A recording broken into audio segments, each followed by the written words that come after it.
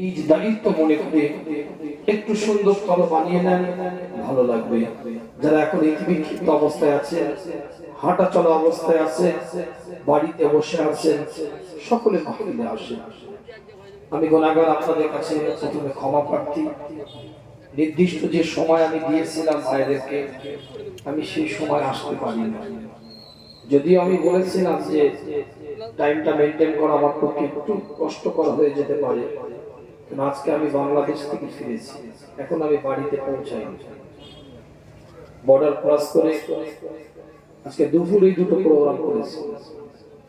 সেখান থেকে আপনাদের খিদমত, সে নদিয়া কুলগাছি বলে একটা জায়গা আছে, সেখান থেকে আপনাদের কাছে মাদ্রাসার প্রোগ্রাম ছিল। যাই হোক, আল্লাহ পাক আপনাদের কাছে নিয়ে এসেছেন, এজন্য শুকরিয়া তান বলি আলহামদুলিল্লাহ। যেহেতু নির্দিষ্ট সময় থেকে অনেকটাই বিলম্ব হয়ে গেছে, এই জন্য আমি ক্ষমা প্রার্থী। চেষ্টা করেছি আসার জন্য, রাস্তাঘাটের পরিবেশ সুন্দর হলেই তো বুঝতেই পারছি, সবই আপনারা জানেন। আশেপাশে যারা আছে সকলে মাহফিলের মধ্যে আসে, অল্প সময় কিছু কথা বলে আপনাদের খিদমত থেকে বিদায় নেব। পরিবেশটা একটু তৈরি করে নেব। ইন্নাল হামদালিল্লাহ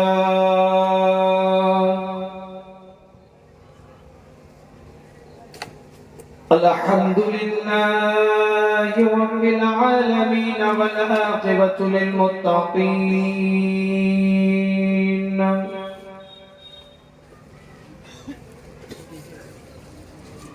والصلاة والسلام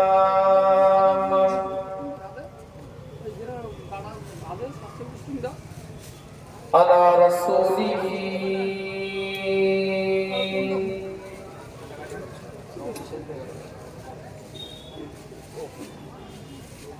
وعلى آله وأصحابه أجمعين.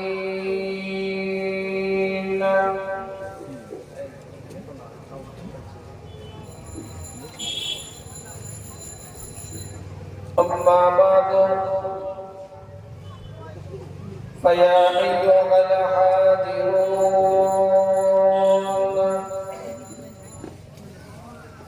رحمنا ورحمكم الله.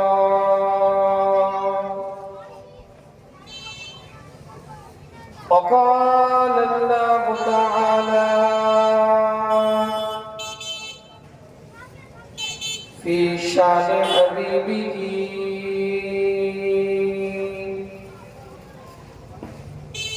تكريما على رسوله تعظيما لرسوله.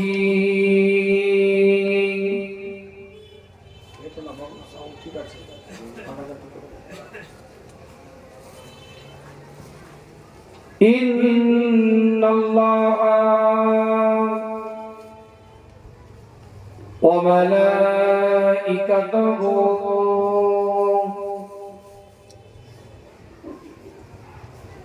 يصلون على النبي يا أيها الذين آمنوا صلوا عليه وسلموا تسليما. اللهم صل على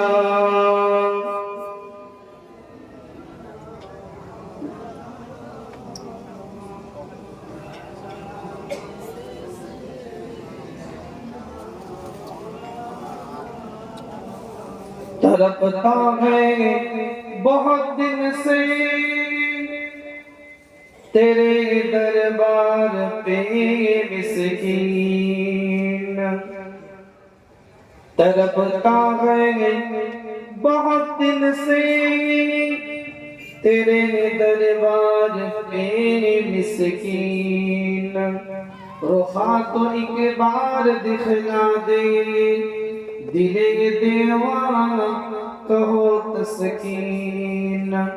मुजम्मिल सूरह तोहा तुम्हारे शान में उतरा मुजम्मिल सूरह तौहा तुम्हारे शान में उतरा सदा लौलाद पहुंचा लक़ब तुमको मिला यासीन अल्लाहुम्मा सल्ली अला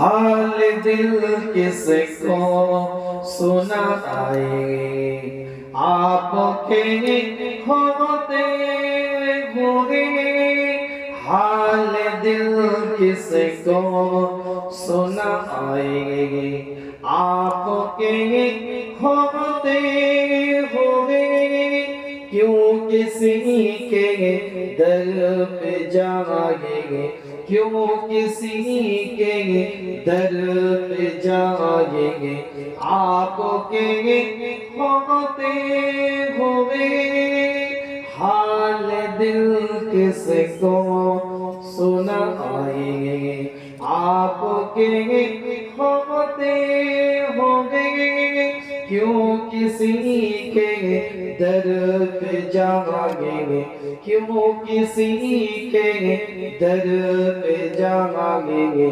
आपके होते हुए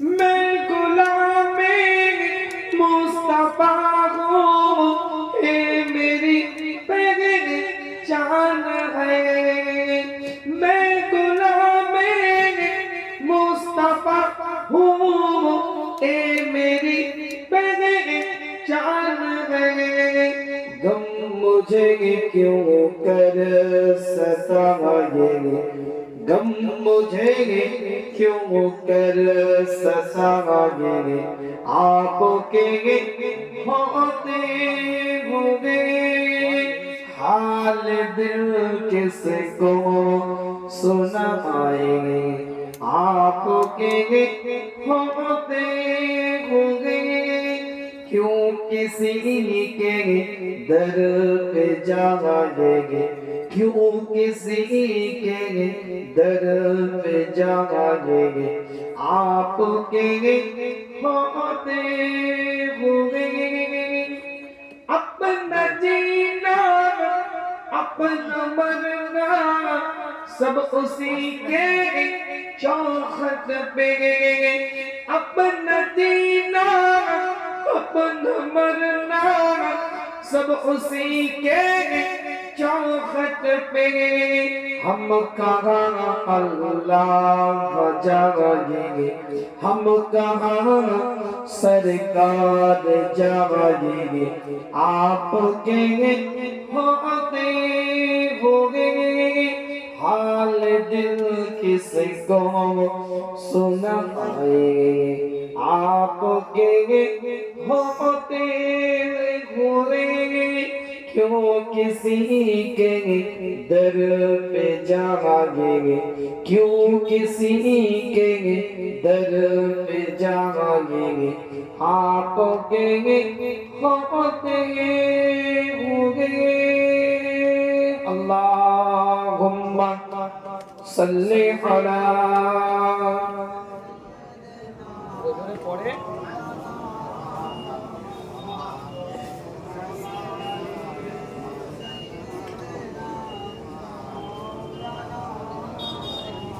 একটু জিকির করেন লা ইলাহা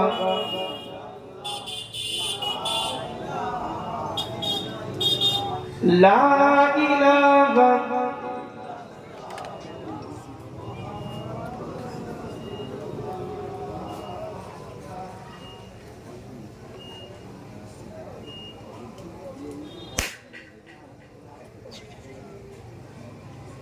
हस्बी रब्बी जल्लल्लाह मा फी कल्बी गैरुल्लाह नूर मुहम्मद सल्लल्लाहु हक ला इलाहा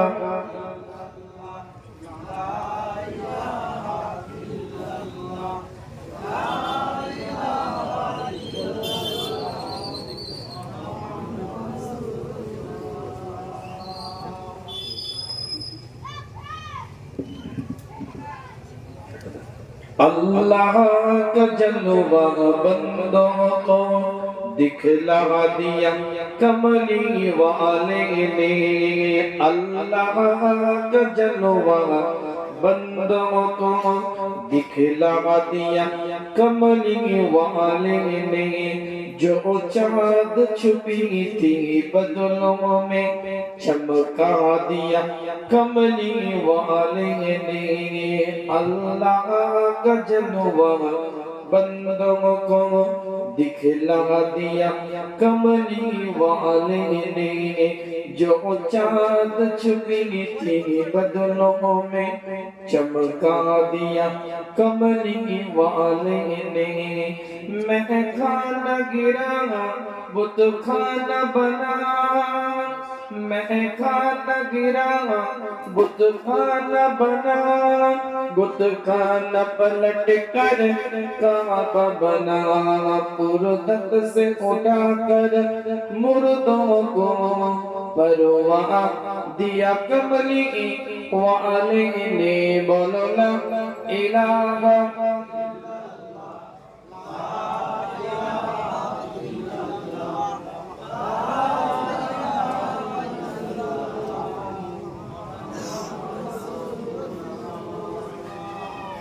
উপস্থিত হাজার মজলিস ব্রাদার ইসলাম আমার দিন দরদিনে পরিষ্কার ইমানদার মুত্তাকিন, খুব সংক্ষেপ আলোচনা আপনাদের খিদমতে অনুরোধ রাখি পরিবেশটা তৈরি করেন। একদম টু দা পয়েন্ট আলোচনা, বিস্তারিত কথা বলে আপনাদেরকে কষ্ট দেব না। যেটুকু কথা আমার মুখ থেকে আল্লাহ বলালে আপনাদের উপকার হবে, আল্লাহ পাক সেইটুকুনি আমার মুখ থেকে জবান দিয়ে কথাগুলো যেন বের করে নেন। জোরে বলেন আমিন। আল্লাহ পাক কোরআনের মধ্যে জানিয়ে দিচ্ছেন, সূরার নাম সূরাতুল আনআম, 6 নম্বর সূরার 162 নম্বর আয়াতের মধ্যে কুল ইন্নাস সালাতি ওয়া নুসুকি ওয়া মাহইয়ায়া ওয়া মামাতি লিল্লাহি রাব্বিল আলামিন। হে নবী, আপনি মানুষকে জানিয়ে দেন আপনার নামাজ, আপনার কুরবানি, আপনি যা কিছু আদায় করেন, আপনার হায়াত, আপনার মাউত, এটা আমি আল্লাহ আমার জন্য। জোরে বলেন সুবহানাল্লাহ। সাল্লি লিরাব্বিকা ওয়ানহার।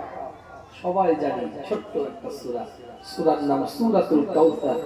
সেখানে একটা ছোট্ট অংশ আল্লাহ কোরআনে বলছে ফাসাল্লি, হুজুর আপনি নামাজ পড়েন এবং আপনি কুরবানি দেন।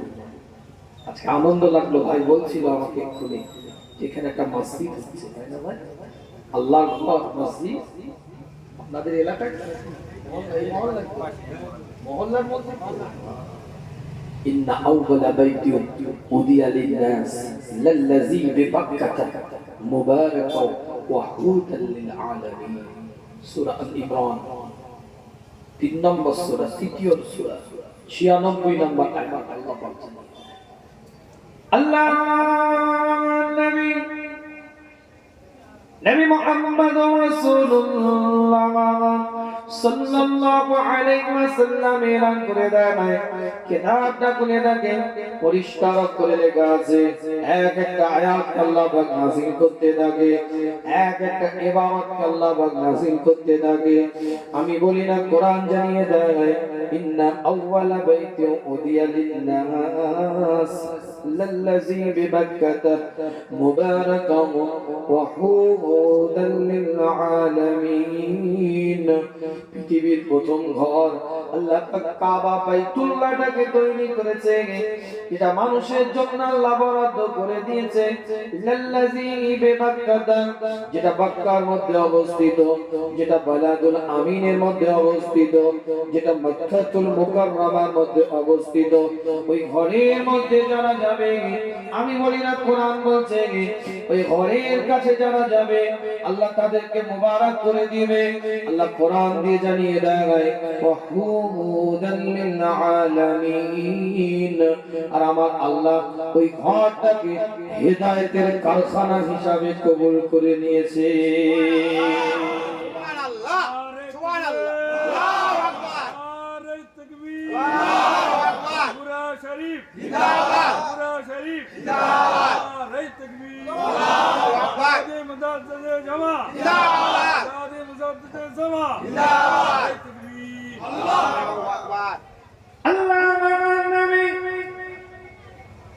মুহাম্মদুর রাসূলুল্লাহ সাল্লাল্লাহু আলাইহি ওয়াসাল্লাম জানিয়ে দেন, আবু দাউদ শরীফটা খুলে দেখেন, সহিহ হাদিস দ্বারা প্রমাণিত যে এলাকায় যে স্থানে কোন যদি আল্লাহ পাকের ঘর একটা তৈরি হয়, মসজিদ যদি একটা তৈরি হয়, মসজিদ হচ্ছে এক বছর, এর বহু বছর হচ্ছে মাসাজিদ, সিজদা দেওয়ার জায়গা যদি কেউ বানায়, যদি কেউ তৈরি করে, আল্লাহ নবী করিম সাল্লাল্লাহু আলাইহি ওয়াসাল্লাম এলান করে দেয়, এই মসজিদের আশপাশে 70টা বাড়িকে আল্লাহ বিনা হিসাবে জান্নাতি বানিয়ে দিবে। সুবহানাল্লাহ, সুবহানাল্লাহ। নাউজুবিল্লাহটা বলতে হবে না, বলি আল্লাহ নবী হুজুর আকরাম সাল্লাল্লাহু আলাইহি ওয়াসাল্লাম জানিয়ে দেন, কোন এলাকায় যদি একটা মসজিদ হয়, ওই মসজিদের আশপাশে 70টা বাড়িকে আমার আল্লাহ বিনা হিসাবে জাহান্নামী বানিয়ে দিবে।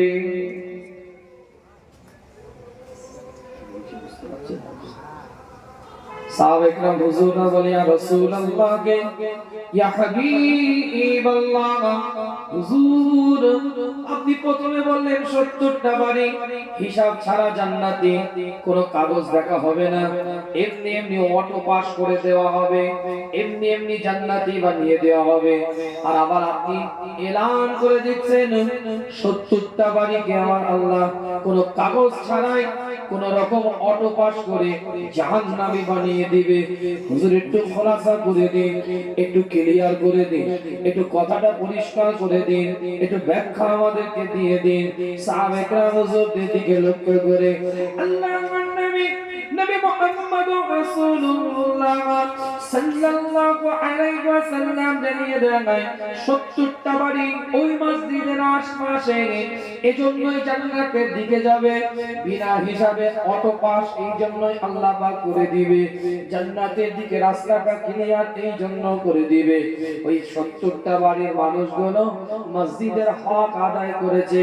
আসসালাতু খায়রুম মিনান নাওম বলে যখন ফজরের ওয়াক্তে আওয়াজ দিয়েছে, বান্দা ঘুমের মধ্যে পড়ে থাকে না, চটজলদি ঘুম থেকে উঠে টুকটুক করে মসজিদের কাতারে দাঁড়িয়ে গেছে, হাইয়া আলাস সালাহ বলে যখন আওয়াজটা দিয়েছে, মসজিদের পাঁচিলে হেলাম দিয়ে পাবজি খেলে নাই, ফ্রি ফায়ার খেলে নাই, মসজিদের পাশে মাচায় বসে গল্প করে নাই, মেসেঞ্জারে চ্যাট করে নাই, ইমোতে ভিডিও কল করে কথা বলে নাই, মসজিদে আওয়াজ যখন দিয়েছে হাইয়া আলাস সালাহ, আওয়াজ শোনার সঙ্গে সঙ্গে বান্দা মসজিদে কাতারে কাতারে দাঁড়িয়ে গেছে। এই যে মসজিদের হক আদায় করেছে, বান্দার ভুল থাকতে পারে, ত্রুটি থাকতে পারে, খাতা থাকতে পারে, অপরাধ থাকতে পারে, আমি বলি না, হুজুর বলছে এই খাতাগুলো আল্লাহ দেখবে না, মসজিদের হক আদায় করার কারণে আমার আল্লাহ ওই মসজিদের ওসিলায়, মসজিদের সুপারিশে, মসজিদের কথাতে আমার আল্লাহ তাদেরকে জান্নাতি বানিয়ে দিবে। সুবহানাল্লাহ। কাল কিয়ামতের ময়দানে,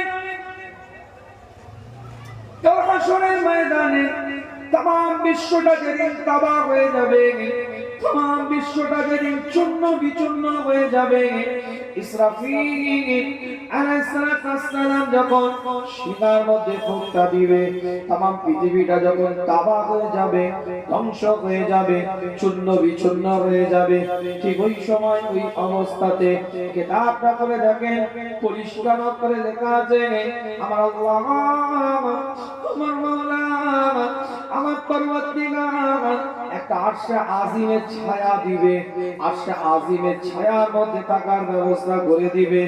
এত সূর্যের প্রখর তাপ হবে, আমরা শুনেছি, আগেও জেনেছি আমরা, মাথার চুলের ঘেনুগুলো ফুটতে থাকবে, মানুষের নাক দিয়ে, চোখ দিয়ে, কান দিয়ে ঘেনুগুলো বেরোতে থাকবে। ওই অবস্থায় আমার আল্লাহ একটা আরশে আজিমের ছায়া দিবে, সে আরশে আজিমের ছায়ার মধ্যে 7 শ্রেণীর মানুষকে আল্লাহ দাখিল হওয়ার সুযোগ দিবে। তাদের মধ্যে অন্যতম এক শ্রেণী যারা মসজিদের সাথে নিজের সম্পর্ক তৈরি করে। সুবহানাল্লাহ সুবহানাল্লাহ। কথা কি বুঝতে পারছেন? মসজিদের হক আর বিনা হিসাবে 70টা বাড়ির জন্য জাহান্নামে যাবে। এই কারণে তারা জাহান্নামী হয়ে যাবে। ভালো কাজ তাদের থাকতে পারে, উত্তম কাজ তাদের থাকতে পারে, সালেহ কাজ তাদের থাকতে পারে, নেক কাজ তাদের থাকতে পারে, কিন্তু তারা মসজিদের হক আদায় করে নাই, মসজিদের সাথে জামাতের সহিত নামাজ আদায় করে নাই, বা জামাত নামাজ আদায় করে নাই, মসজিদে যাতায়াত করে নাই, মসজিদের হকটা আদায় করে নাই।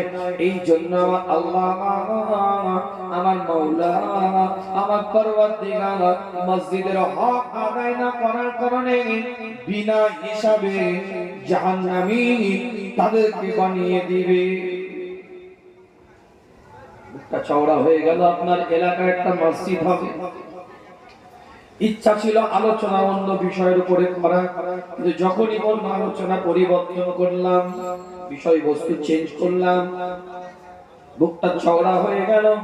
আপনার এলাকায় একটা মসজিদ তৈরি হবে, আল্লাহর ঘর তৈরি হবে, রবের ঘর তৈরি হবে, কিন্তু মনে রাখবেন একটা মসজিদের সৌন্দর্য টাইলস নয়, মার্বেল নয়, ফল সিলিং নয়, এসি হিটার নয়, গম্বুজ নয়, মিনার নয়, সুন্দর উযুখানা আর টয়লেট কিন্তু একটা মসজিদের সৌন্দর্য নয়। একটা মসজিদের সবথেকে বড় সৌন্দর্য হবে ওই মসজিদের মুসল্লিরাই মসজিদের সৌন্দর্যকে অব্যাহত রাখবে, ধরে রাখবে।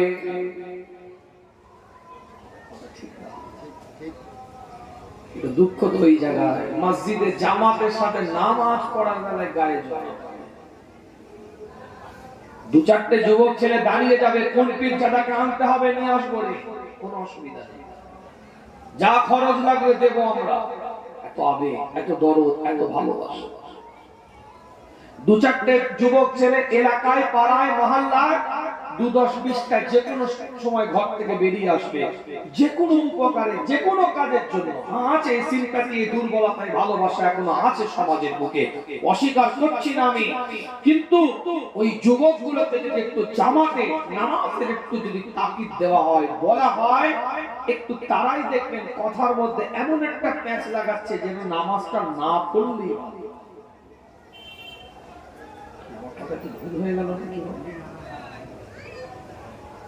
নামাজটা যেন মনে হচ্ছে এটা এজেড পারসনদের কাছে চলে গেছে, মানে বয়স্ক ব্যক্তিদের জন্য সালাতটা হয়ে গেছে। 60 পার হবে, 75 পার হবে, 50 পার হবে, দু চারজনকে জ্বালাবে, কষ্ট দিবে, ব্যাটা দিবে, মানুষের সাথে খারাপ ব্যবহার করে 50 পার হয়ে উমরা টুমরা হজ টজ করে, দাড়িটা বড় করে, মাথায় টুপি দিয়ে, বড় জামাটা ঝুলিয়ে আল্লাহ আল্লাহ আল্লাহ আল্লাহ জিকির করবে।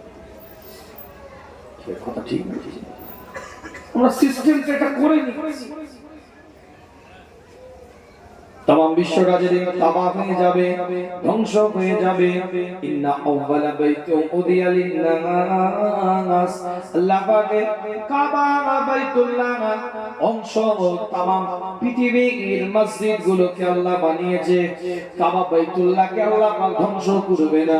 কাবা বাইতুল্লাহটা ওই জায়গায়, ওই স্থানে অক্ষত অবস্থায় রয়ে যাবে।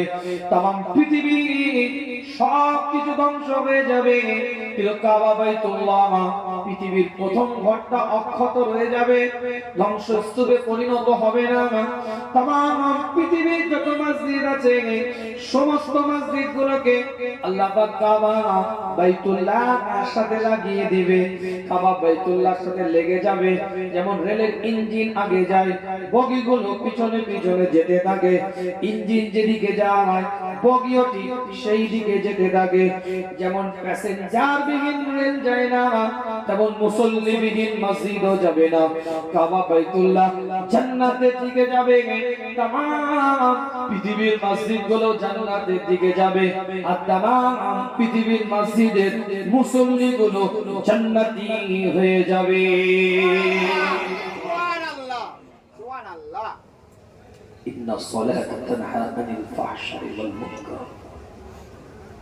নামাজ এমন একটা বিষয় মানুষকে খারাপ কাজ, ব্যভিচারী থেকে, খারাপ কাজ থেকে মানুষকে দূরে রাখে। আল্লাহ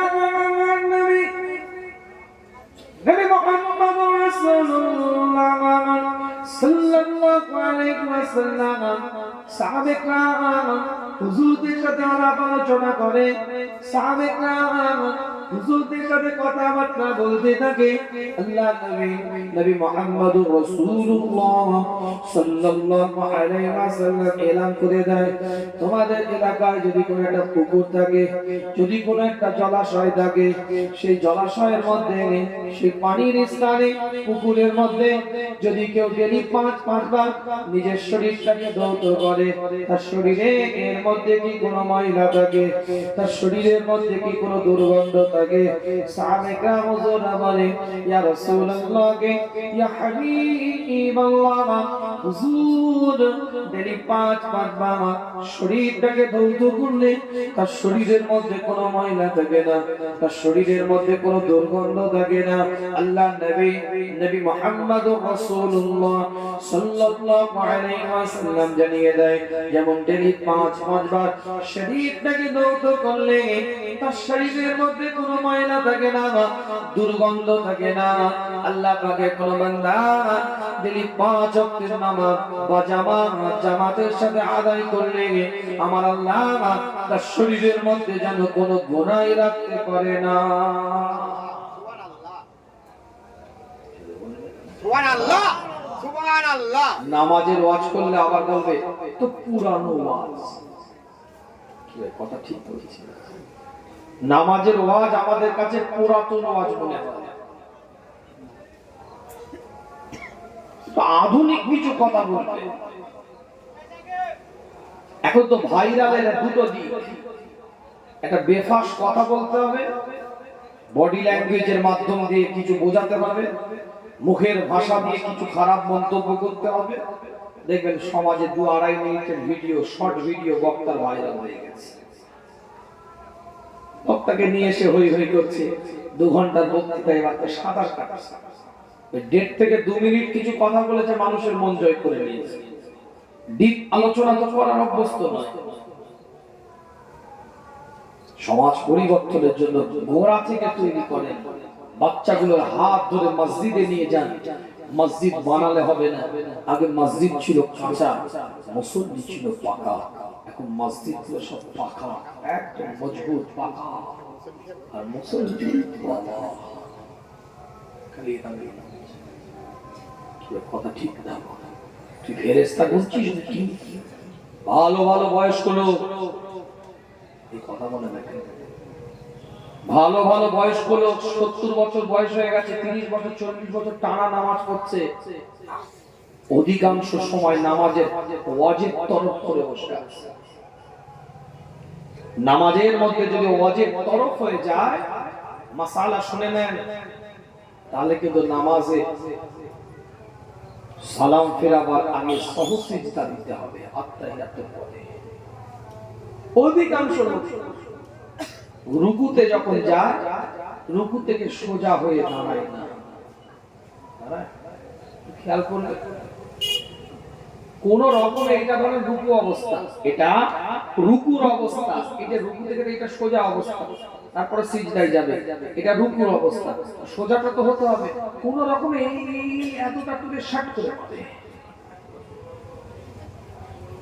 যেন মনে হচ্ছে এখান থেকে কেউ টেনে রেখে দিয়েছে, ওকে উঠতে দিবে না। সোজা হয়ে দাঁড়ানোটা কি ওয়াজিব। আল্লাহ নবী আল্লাহ রাসূল এবার আসে সুন্নাতের উপরে যদি আমল করে, ওয়াজিবটা কিন্তু তরফ হবে না। দেখে বুঝিয়ে দিই আপনাদের। আল্লাহ নবী মুহাম্মদ রাসূলুল্লাহ সাল্লাল্লাহু আলাইহি ওয়াসাল্লাম হুজুর মসজিদে নববীর মধ্যে নামাজরত অবস্থায় আছে। রুকু থেকে যখন হুজুর উঠেছে, হাইয়া আলাস সালাহ এই আওয়াজ দিয়ে উঠেছে, সাহাবারা আওয়াজ দিয়েছে, রব্বানা লাকাল হামদ, একজন সাহাবা বলেছে হামদান কাসীরান তাইয়িবান মুবারাকান ফিহি। আল্লাহ নবী সালাম ফেরাবার পরে আওয়াজ দিয়ে বলতে থাকে, কে এই দোয়াটা করেছে, কে অতিরিক্ত তাসবিহটা পড়লো, কে অতিরিক্ত তাসবিহটা আদায় করেছে, তো উঠে দাঁড়াও। সাহাবায়ে কেরাম হুজুর দাঁড়িয়ে গিয়েছে। আল্লাহ নবী আল্লাহ রাসূল এলান করে দিলেন, তুমি যখন এই দোয়াটা পড়লে, এই তাসবিহটা যখন তুমি পড়লে, হামদান কাসীরান তাইয়িবান মুবারাকান ফি, এই তাসবিহটা যখন পড়লে, আমি রাসূল, আমি মুস্তাফা, আমি তাজেদারে হারাম, আমি লক্ষ্য করে দেখি আসমানের ফেরেশতাগুলো প্রতিযোগিতা করছে, কে তোমার এই তাসবিহটা নিয়ে গিয়ে আল্লাহর দরবারে সর্বপ্রথম জমা দিবে। সুবহানাল্লাহ, সুবহানাল্লাহ, শুধু বললেন সুবহানাল্লাহ, একসাথে বলেন না রে বাবা, আল্লাহরই নাম তো, পুরো সুবহানাল্লাহ। পার্টির নেতার নাম নিচ্ছেন না তো যে দলাদলি হবে, আল্লাহর নাম নিচ্ছেন না, রবের নাম। যদি আপনি এই দোয়াটা আপনি পড়তে অভ্যস্ত হয়ে যান, ভালো করে বুঝবেন দোয়া পড়াটা কি সুন্নাত। দোয়া না পড়লে যে নামাজ হবে না সেটা বলছি না, কিন্তু যদি আপনি অভ্যস্ত হয়ে যান, তাহলে এই দোয়াটা পড়তে একটা সময় লাগবে। এই সময়টা আপনাকে উঠে দাঁড়াতেই হবে, রুকু থেকে উঠে দাঁড়াতে হবে সোজাভাবে, তারপরে আবার আল্লাহু আকবার বলে সিজদায় যেতে পারবেন। কিন্তু আমাদের কি হচ্ছে, আল্লাহু আকবার, আপনার সামি আল্লাহু লিমান হামিদা, আল্লাহু আকবার, রুকুতে যদি একটু দোয়াটা পড়ি, সুন্নাতটা যদি আদায় করি, তাহলে অজিবটা তরফ হবে না। কথা বুঝাতে পারলাম না? বুঝাতে পারি? রুকুতে যদি একটু ওটার সময় সময়টা দিই, তাহলে ওয়াজিবটা তরফ হবে না। তাহলে তো দাঁড়াতেই হলো রে বাবা, দোয়াটা তো পড়তে একটা সময় দিতে হবে। শর্ট করে তো আল্লাহু আকবার বলে সিজদায় তো লুটিয়ে পড়তে পারছে না। নবী মুহাম্মদুর রাসূলুল্লাহ সাল্লাল্লাহু আলাইহি ওয়াসাল্লাম শীতকালের সকাল বেলায় একটা গাছের ডালকে নিয়ে নাড়াচ্ছে। হযরত আবু হুরায়রা রাদিয়াল্লাহু তাআলা আনহু থেকে হাদিসটা রওয়ায়াত, যিনি সর্বাধিক হাদিস রওয়ায়াত করেছেন, 5374টা হাদিস রওয়ায়াত করেছেন। হযরত আবু যার গিফারির দিকে লক্ষ্য করে আল্লাহর নবী মুহাম্মদুর রাসূলুল্লাহ সাল্লাল্লাহু আলাইহি ওয়াসাল্লাম বলে, আবু যার গিফারি, আমি নবী এই গাছের ডাল থেকে নাড়াই, দেখো পাতাগুলো কিভাবে জমিনে পড়ে যায়। হযরত আবু যার গিফারি বলে, হুজুর গাছের ডাল থেকে পাতাগুলো তো জমিনের মধ্যে পড়ে যাচ্ছে, কিন্তু হুজুরের দ্বারা আপনি কি বোঝাতে চাইছেন সেটা তো বুঝতে পারছি না। আল্লাহ নবী আল্লাহ রাসূল জানিয়ে দিলেন, আবু যার, এই গাছের ডাল থেকে পাতাগুলো যখন জমিনের মধ্যে পড়ে যায়, আল্লাহ পাকের কোন বান্দা, আল্লাহ পাকের কোন বান্দি 5 ওয়াক্ত নামাজ যখন আদায় করে, আমার আল্লাহ তাদের জীবনের গুনাহগুলোকে এই গাছের পাতার ন্যায় জমিনের মধ্যে নিক্ষেপ করে দেয়।